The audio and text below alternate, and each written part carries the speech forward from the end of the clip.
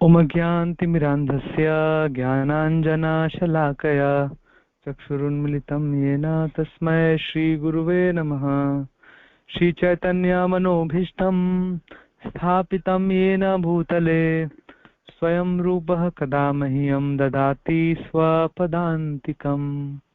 वन्देऽहं श्रीगुरो श्रीयुतापदकमलम् श्रीगुरून् वैष्णवांश्च श्रीरूपं साग्रजातं सहगण रघुनाथान्वितं तं सजीवं साद्वैतं सावधूतं परिजनसहितं कृष्णचैतन्यदेवं श्रीराधा कृष्णपादान् सहगणललिता श्रीविशाखान्वितांश्च नमो विष्णुपादाय कृष्णपृष्ठाय भूतले श्रीमते भक्तिवेदान्त स्वामिन् इति नामिने।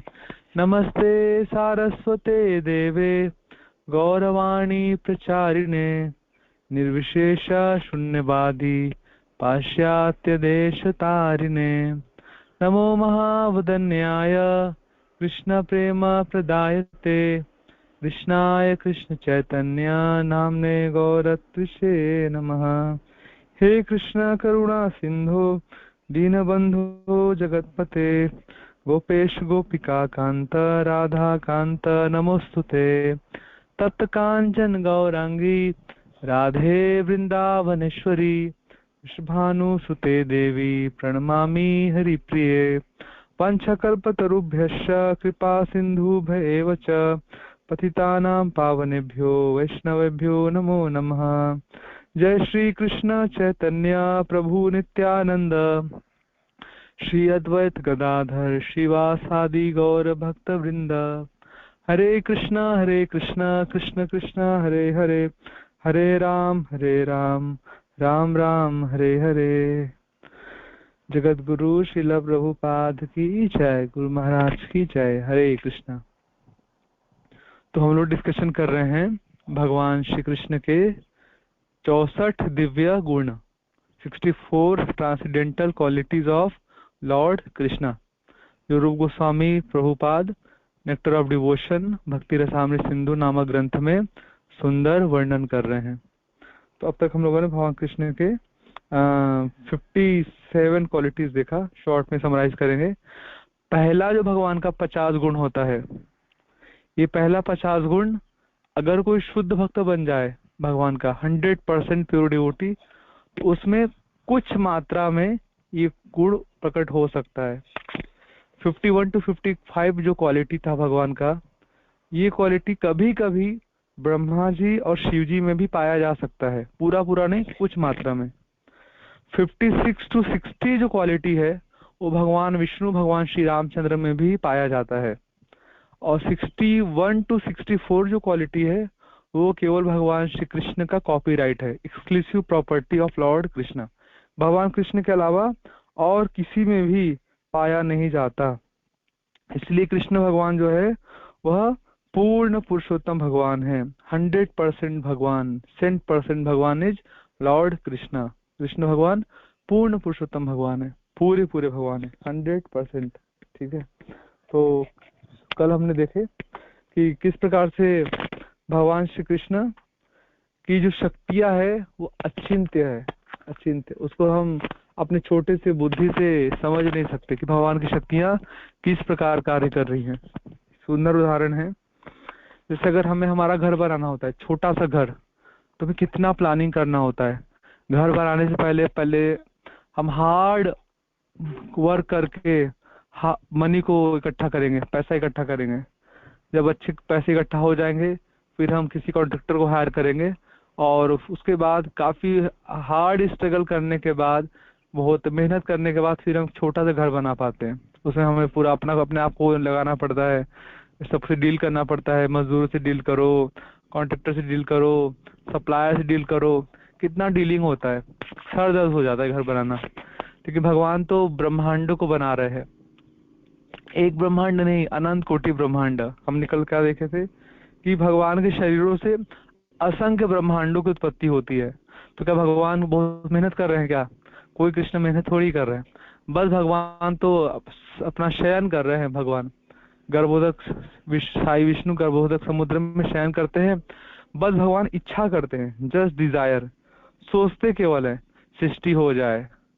भगवान की इतनी शक्तियां हैं, दुर्गा इत्यादि शक्तियां, वो सारी शक्तियां तुरंत भगवान की इच्छा करने मात्र से सृष्टि कर देती है। अनंत कोटि ब्रह्मांड, सांस छोड़ने से ही भगवान के बुलबुले की तरह अनंत कोटि ब्रह्मांड निकल के आ रहे हैं। ऐसा नहीं कि भगवान को बहुत मेहनत करना पड़ा ब्रह्मांड बनाने के लिए, मेंटेन करने के लिए। ऐसा कुछ मेहनत नहीं है भगवान का। भगवान तो बस आत्मा आराम है, आनंद ले रहे हैं, बस इच्छा कर रहे हैं, पूरी हो जा रही है। अगर हमारे साथ भी ऐसा हो जाए तो कितना आनंद आ जाए। हम इच्छा करें कि हमारा हर एक देश में, हर एक बड़े कंट्री में और हर एक बड़े सिटी में हमारा घर बन जाए, और इच्छा करने से घर प्रकट हो जाए। हम इच्छा करें कि हमारे लिए सुंदर सुंदर ब्रेकफास्ट, सुंदर लंच, सुंदर डिनर आ जाए, कोई कमाने का झंझट ना हो, और खाना प्रकट, 56 भोग ऑल सी टाइम। नहीं हो सकता ना हमारे साथ।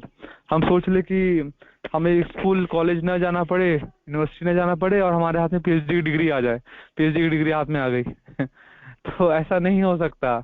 हम लोगों को काफी एक छोटा सा कार्य करने के लिए बहुत ही स्ट्रगल करना पड़ता है, बहुत ही स्ट्रगल है। इसलिए श्रील प्रभुपाद कहते हैं कि our life is struggle for existence. हम अपने आप को मेंटेन करने के लिए ना बहुत स्ट्रगल करते हैं, स्ट्रगल करते हैं। लेकिन भगवान के साथ कोई स्ट्रगल नहीं है। बस भगवान तो इच्छा कर दे, इच्छा कर दे तो तुरंत, इतनी शक्तियां हैं भगवान के पास, अनंत कोटि शक्तियां हैं। इच्छा मात्र करने से सारी शक्तियां तुरंत कार्य कर देती हैं, और परफेक्शन के साथ कार्य करती हैं। ऐसा नहीं कि उसमें थोड़ा बहुत ऊंच नीच हो गया, थोड़ा बहुत गड़बड़ी हो गया, भगवान ने अपने कुछ ऑर्डर दिया, ऑर्डर को पूरा करने में शक्तियों से कुछ गड़बड़ी हो रहा है। कभी गड़बड़ी हो नहीं सकता। फ्लॉलेस, फ्लॉलेस भगवान का जो सृष्टि है, भगवान का जो संचालन हो रहा है शक्तियों के द्वारा, उसमें एक भी गड़बड़ी नहीं हो सकता। और हम लोग कितना भी, हम बड़ी कंपनी चला रहे हैं, बड़ा बिजनेस ओन कर रहे हैं, हमारे इतने सारे एम्प्लॉय हमारे नीचे, एम्प्लॉय लोग को हम सैलरी दे रहे हैं, इंटेंसिव दे रहे हैं, सब कुछ दे रहे हैं, बट फिर भी वो गड़बड़ करते हैं, गड़बड़ करते हैं। हल्का सा मिस्टेक कर दिया, हमारी कंपनी को बड़ा लॉस करवा दिया उन लोगों ने, हम फायर्ड अप होते हैं फिर।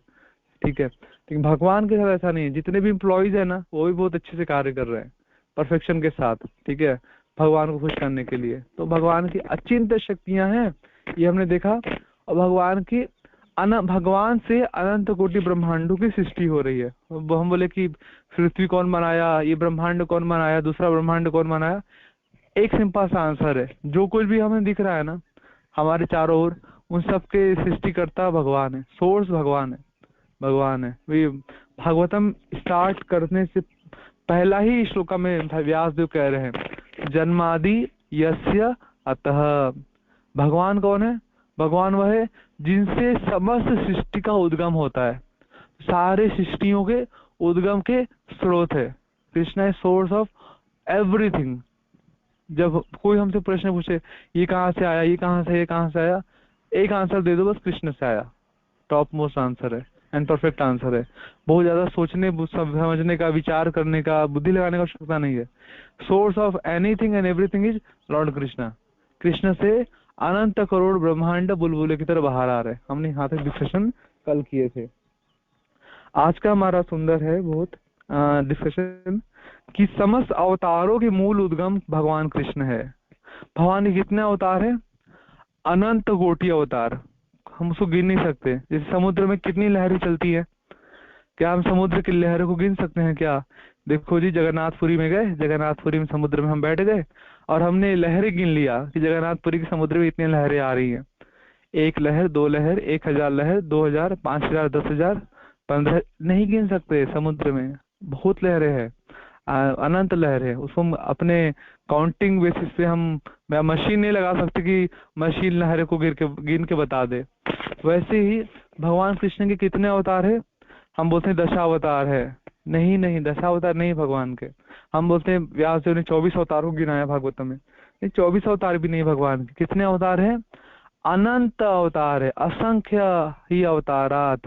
असंख्य भगवान ने अवतार लिया है, असंख्य, कोई गिनती नहीं है। जितना समुद्र की लहरें उतना भगवान का अवतार, अनंत, कोई गिनती नहीं उसका।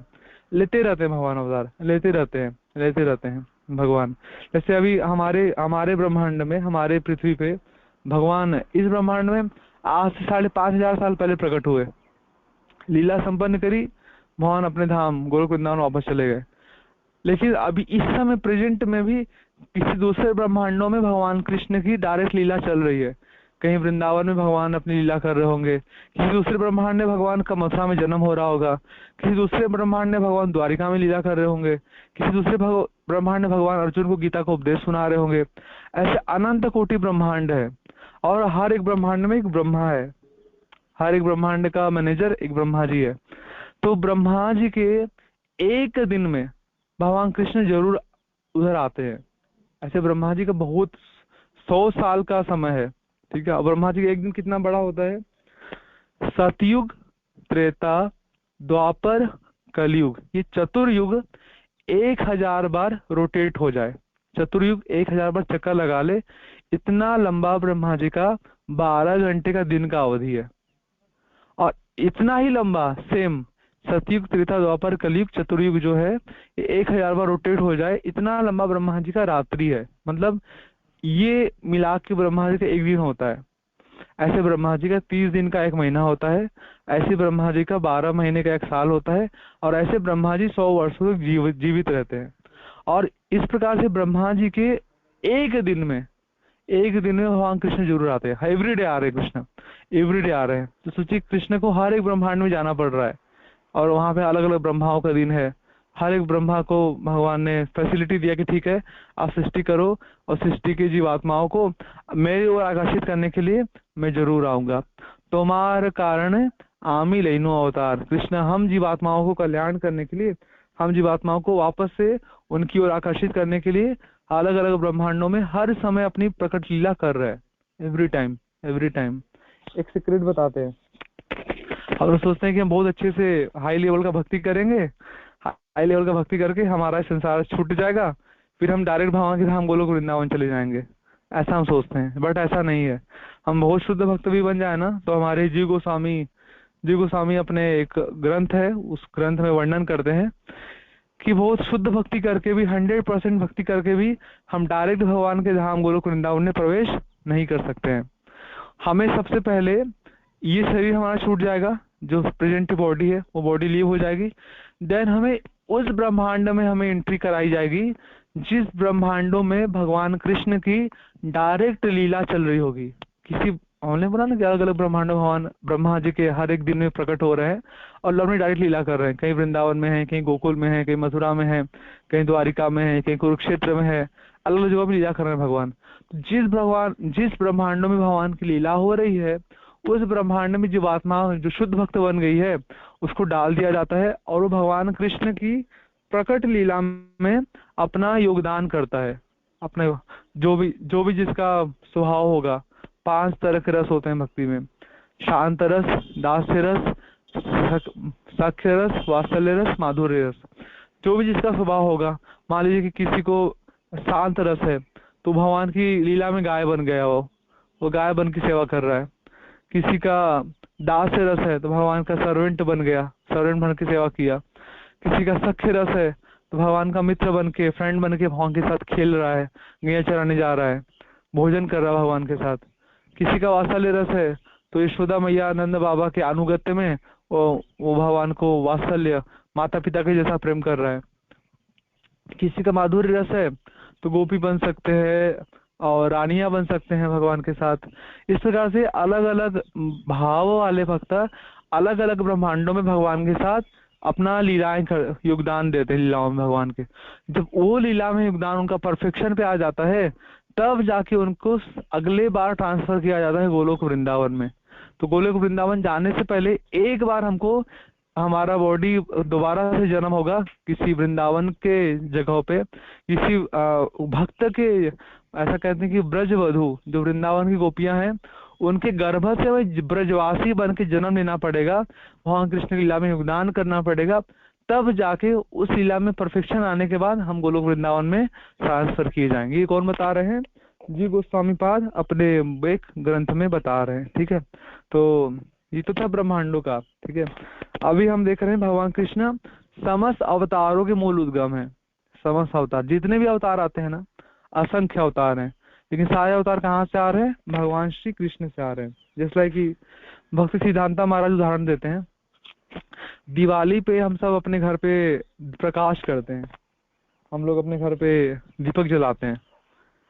तो दीपक तो पहले, वो दीपक पहले धोते हैं पानी से, उसमें फिर बत्ती लगाते हैं कॉटन, उसके बाद उसमें घी डालते हैं। सारी हमने 1000 दीपक तैयार कर लिया। अब 1000 दीपक को लाइन से सजा दिया। अब उसके बाद क्या करते हैं, एक दीपक मेन होता है, वो दीपक जल रहा होता है, उस दीपक के माध्यम से हम हर दीपक को टच करा करा के जला देते हैं। तो सारे दीपक दिखने में एक जैसे लगते हैं, सारे दीपक प्रकाश करते हैं, लेकिन मेन दीपक एक होता है। हम बोलेंगे सबसे ग्रेट, सबसे महान दीपक कौन है, सबसे बड़ा दीपक कौन है? वो एक दीपक होता है, पहला दीपक, जिसने सबको जलाया। पहला दीपक नहीं रहेगा तो बाकी दीपक भी जल नहीं पाएंगे। तो पहला दीपक जो है वो कौन है?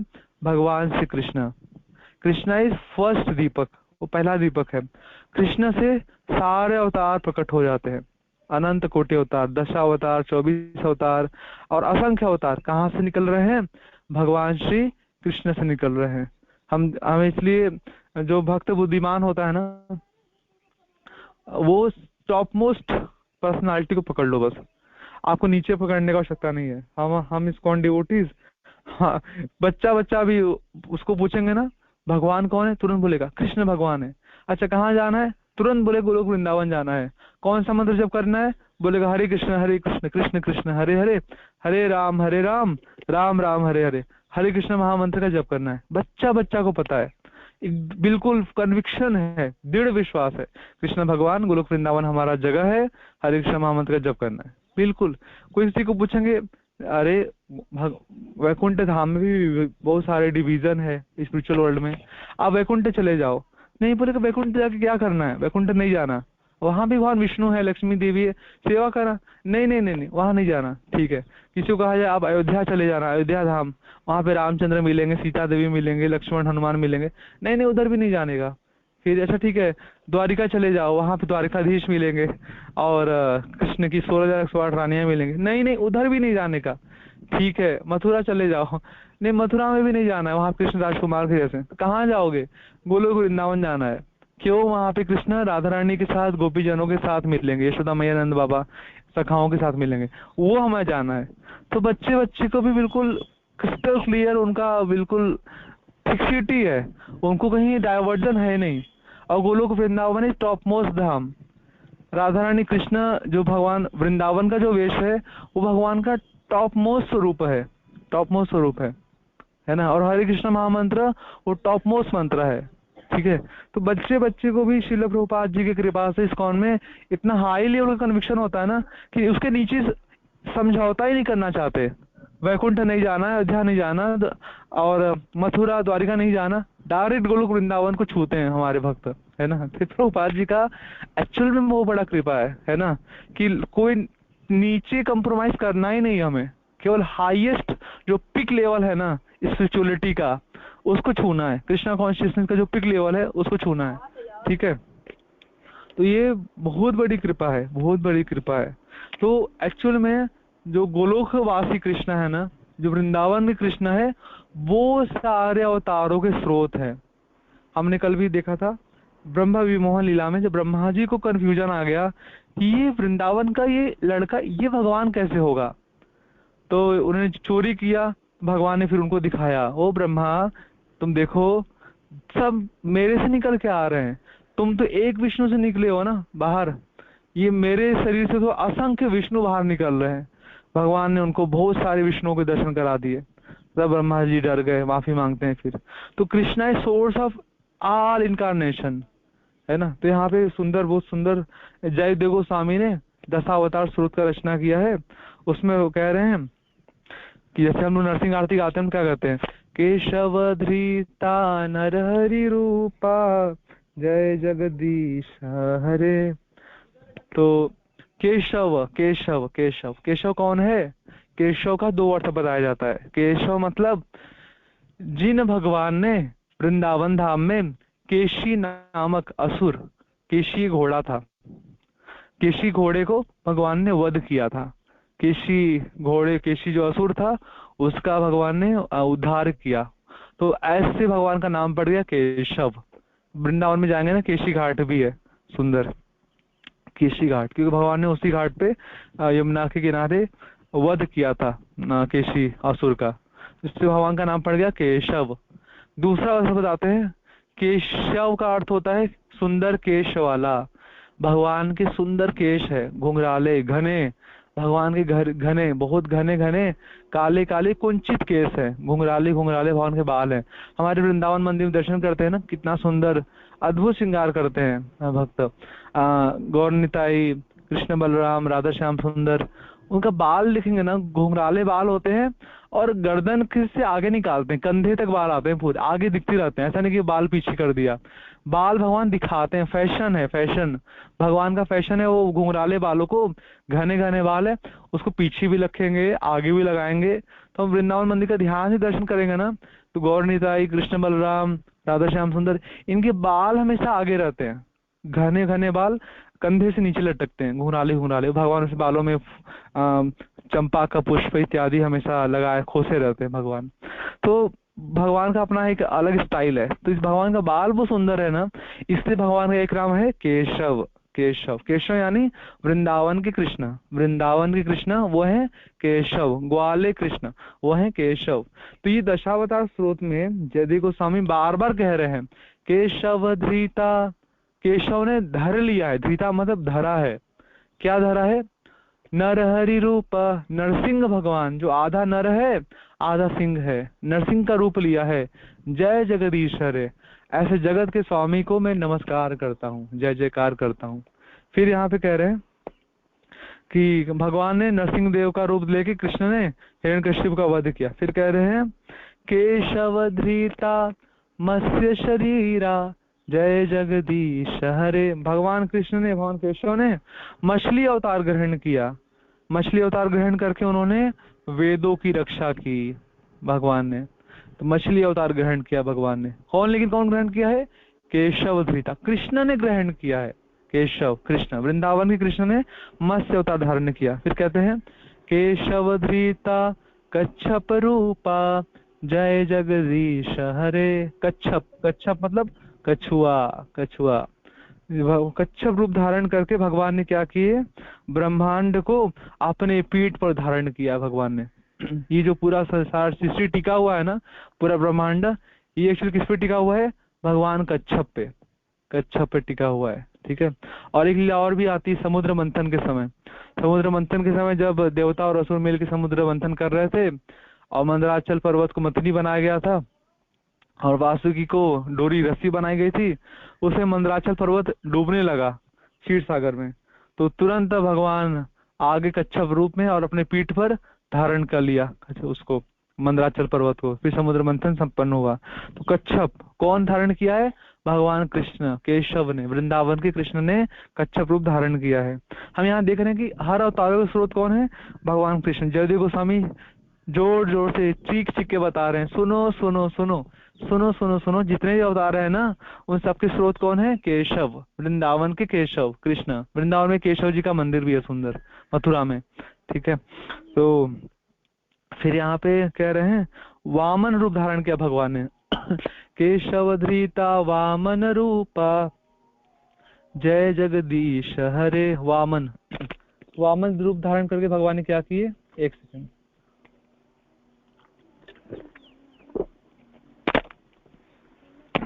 हरे कृष्ण। तो वामन रूप धारण करके भगवान ने बलि महाराज को छल लिया और बलि महाराज से 3 पग में दान में भूमि मांगी और पूरा लोग, एक पग में ऊपर का सारा लोग ले लिया, एक पग में नीचे का सारा लोग नाप लिया। अब जगह ही नहीं बचा। क्या क्या बलि महाराज का कैसे वचन पूरा होगा? फिर बलि महाराज के ऊपर ही पांव रख दिया अपना। तो 3 पग में सब कुछ ले लिया और उनको भी ले लिया, छल लिया भगवान ने। अद्भुत छल लिया है भगवान, अद्भुत छल करते हैं। ठीक है, सब कुछ ले लिया। तो लेकिन कौन है ये वावन कौन है? भगवान कृष्ण ही है। फिर यहाँ पे परशुराम अवतार लिया उन्होंने, परशुराम अवतार, वो भी कृष्ण ही है। परशुराम अवतार लेके 21 बार पूरे संसार में दुष्ट क्षत्रिय राजाओं का भगवान परशुराम ने विनाश किया। फिर उन्होंने राम अवतार लिया, केशव धृता राम शरीरा जय जगदीश हरे। भगवान रामचंद्र का अवतार लेके उन्होंने सारे पृथ्वी को दुष्ट असुरों से मुक्ति दिलाया। देन उन्होंने भगवान बलराम का अवतार लिया, केशव धृता हलधर रूपा जय जगदीश हरे। हलधर, बलराम जी हलधर, हल लेते हैं, हल को धारण करते हैं, गदा भी लेते हैं, हल भी लेते हैं, लेकिन हल उनका मुख्य शस्त्र है। ग्वाले है ना, ग्वाले लोग क्या करते हैं, ग्वाले मतलब किसान है, किसान को खेती करना होता है, तो बलराम जी नंद महाराज की सहायता करते हैं खेती करने में, इसलिए हल धारण करते हैं भगवान बलराम, उनका नाम है हलधर।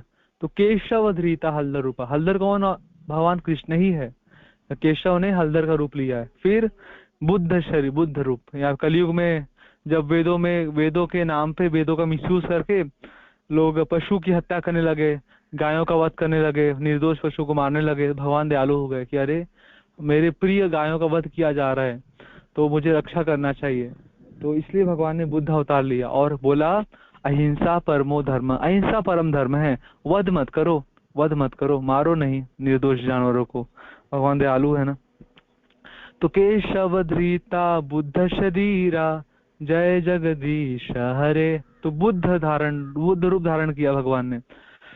तो इस प्रकार से भगवान के फिर कल की अवतार आएंगे, फिर चैतन्य महाप्रभु भी आए। ऐसे चैतन्य महाप्रभु का यहाँ पे वर्णन नहीं किया क्योंकि चैतन्य महाप्रभु छन्ना अवतार है, हिडन इनकारनेशन ऑफ लॉर्ड, छिपे हुए अवतार है। वो भगवान कृष्ण है ऐसा वो जनाना नहीं चाहते, ऐसा वो दिखाना नहीं चाहते, वो छिप के आए हैं, है ना, वो अपनी पहचान छिपाना चाहते हैं।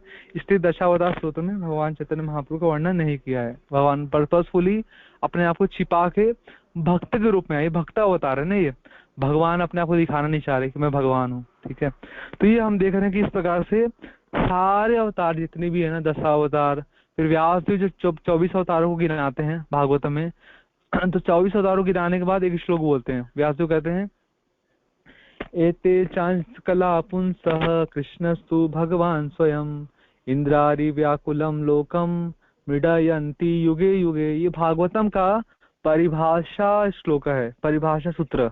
पूरे भागवतम को अगर हम डिफाइन करना चाहेंगे एक श्लोका में, ये कर सकते हैं बस।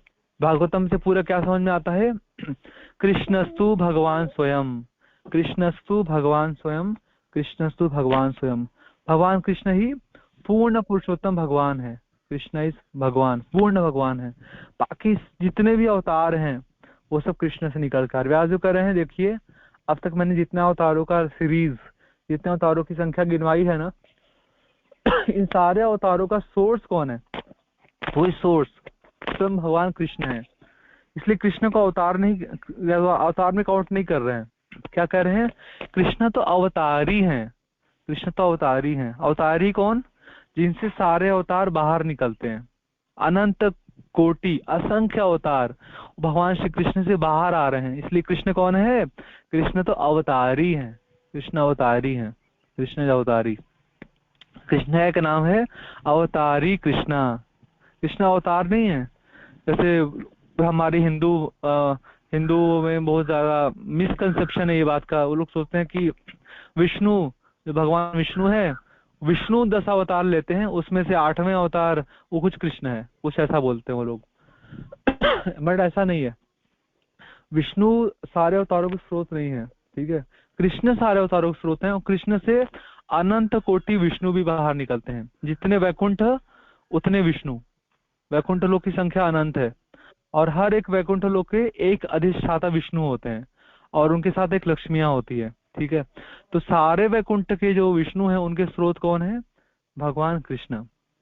और जितने ब्रह्मांड है ना, भौतिक ब्रह्मांड, उतने विष्णु हैं।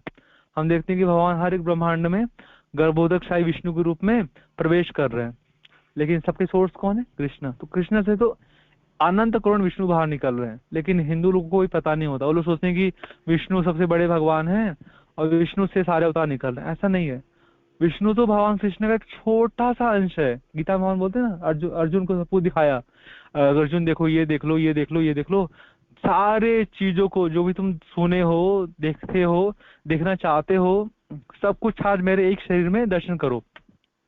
सब कुछ भगवान ने दिखाया। फिर अर्जुन को बोलते हैं, अर्जुन देखो इसमें बहुत ज्यादा बड़ी बात नहीं है जो तुम मुझे देख रहे हो। मैं तो इस पूरे अखिल ब्रह्मांडों को मेरे एक अंश से धारण करके बैठा हूँ। तो भगवान किसी की बात कर रहे हो? वो भगवान गर्भोदक साई विष्णु की बात कर रहे हैं कि एक गर्भोदक साई विष्णु एक छोटा सा अंश है भगवान कृष्ण का। उस एक गर्भोदक साई विष्णु से भगवान ये सारे ब्रह्मांड का पालन कर रहे हैं। ऐसे जितने ब्रह्मांड ना उतने गर्भोदक साई विष्णु, तो भगवान के छोटे छोटे अंश है भगवान के। ठीक है, विष्णु लोग तो विष्णु ठीक है कृष्ण ही है, बट हम लोग भगवान विष्णु को, हमारे डिवोटी ज्यादा भाव नहीं देते हैं। ठीक है, वो जानते हैं कि सोर्स सारे विष्णुओं के हमारे वृंदावन के कृष्ण है। वृंदावन के कृष्ण इज ओरिजिनल कृष्ण केशव।